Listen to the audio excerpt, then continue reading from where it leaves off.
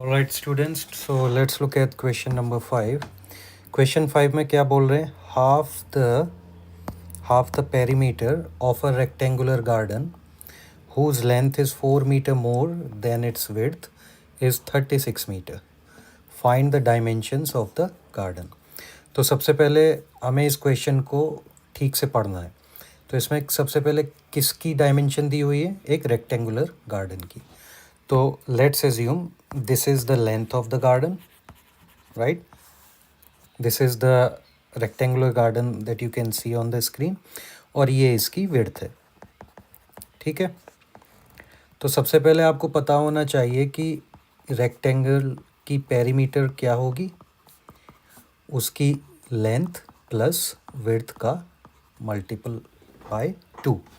क्योंकि आप लेंथ को दो बार, पूरी पेरीमीटर क्या होगी? पेरीमीटर ये होगी, this side plus this side plus this side plus this side, right. So you would do length plus width plus again length plus width, right. That's why मैंने इसे लिख दिया 2 टाइम्स लेंथ प्लस विड्थ. तो अगर मान लीजिए कि length उसकी x है और विड्थ उसकी y है, ठीक है. तो पेरीमीटर क्या होगी? पेरीमीटर होगी 2 टाइम्स x प्लस वाई. और क्वेश्चन में क्या दिया है? Half the perimeter of a rectangular garden is 36 metre. तो अगर आप इसे स्टेटमेंट 2 जो इसमें इम्प्लिसिट है उसे इग्नोर करें, पहले बस इसे पढ़ें. Half the perimeter of a rectangular garden is 36 metre. तो हाफ पेरीमीटर क्या होगी? जब हाफ होगी x प्लस वाई, और वो कितनी है? 36 मीटर. तो ये आपका फर्स्ट इक्वेशन बन गया, राइट. हमारे पास वेरिएबल 2 हैं, तो वेरिएबल x और y, x is the length, y is the width. तो हमने पहले स्टेटमेंट से अपनी ये पहली इक्वेशन बना ली. अब सेकेंड इक्वेशन क्या है? Whose length is 4 metre more than its width. तो लेंथ क्या है? x, और विड्थ क्या है? y. तो लेंथ विड्थ से कितनी ज़्यादा है? Plus 4 metre. तो ये हमारी सेकेंड इक्वेशन बन गई, राइट. तो अब वो क्या कह रहा है कि जब दो स्टेटमेंट दिए हैं, इनसे हमें डायमेंशन फाइंड आउट करनी है. डायमेंशन मीन्स लेंथ और विड्थ हमें फाइंड आउट करनी है.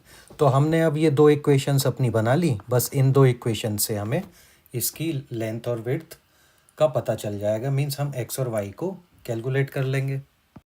तो स्टूडेंट्स, हमारी ये दो इक्वेशंस हैं. अब अगर हम इसे 36 माइनस एक्स लिख दें और यहाँ y को x माइनस 4 लिख दें, 4 इधर चला जाएगा तो -4 हो जाएगा, राइट. और हम अगर इसे ग्राफिकल मेथड से सॉल्व करें तो हमें क्या करना होगा? हमें इसे x और y की वैल्यूज़ को कैलकुलेट करना होगा, राइट. तो अगर हम इसे x और y को ऐसे लिखें, अगर हम फर्स्ट इक्वेशन में यहाँ x की वैल्यू 20 ले लें तो y की वैल्यू कितनी होगी? 16. और अगर x की वैल्यू हम यहाँ पर लेट्स एज्यूम 26 ले लें तो y की वैल्यू कितनी होगी? 36 माइनस 26, 10, राइट.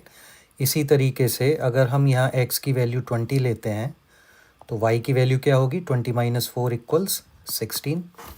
और अगर x की वैल्यू हम लेते हैं मान लीजिए 10, तो y की वैल्यू क्या होगी? 6. तो हमने तो बस अभी वेरिएबल्स की वैल्यूज़ को पुट किया और कैलकुलेट किया. तो लेकिन आप देख सकते हैं यहाँ पर कि 20 and 16 is already the answer, क्योंकि x और y की कॉमन वैल्यूज़ आ गई हैं दोनों इक्वेशंस में. तो हम चाहें तो इसे मैं अभी प्लॉट नहीं करने वाला क्योंकि we have attempted a lot of questions. तो it will be very simple, you will just draw it on the graph, right. So जब आप ग्राफ पे इसे ड्रॉ करेंगे तो 20, लेट्स से 2016 हमारा पॉइंट यहाँ आता है, लेट्स एज्यूम, राइट. और 2610, सो 2610 अगर यहाँ आता है तो एक लाइन ऐसे ड्रॉ हो जाएगी. सेकेंड लाइन में भी 2016 पॉइंट होगा और दूसरा 10-6 होगा, तो 10-6 हमारा यहाँ कहीं आ जाएगा. तो वो लाइन इस तरह से चली जाएगी।